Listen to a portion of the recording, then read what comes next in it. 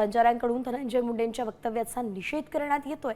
दरम्यान या संदर्भात आमच्या प्रतिनिधींनी अधिक बातचीत केली आहे बंजारा कवी राजूदास जाधव यांच्यासोबत। पाहूयात त्यांनी काय म्हटलंय।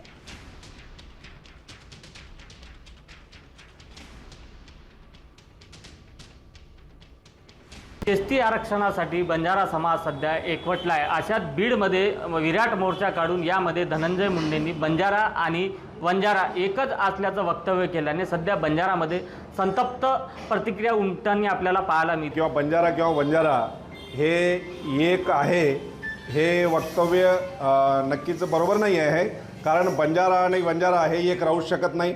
बंजारा समाज हा आपली संस्कृती वेगळ्या पद्धतीने जोपासतो। वंजारा समाजाचा आणि बंजारा समाजाचा अर्थार्थी कुठलाही संबंध येत नाही।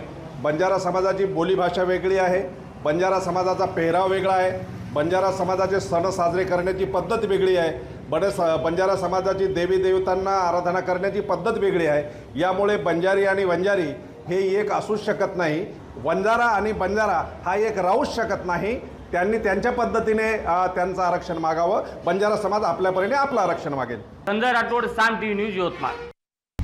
आता isakal.com आहे देशातील नंबर 1 ची मराठी न्यूज वेबसाईट। प्रत्येक अपडेटसाठी isakal.com ला नक्की भेट द्या।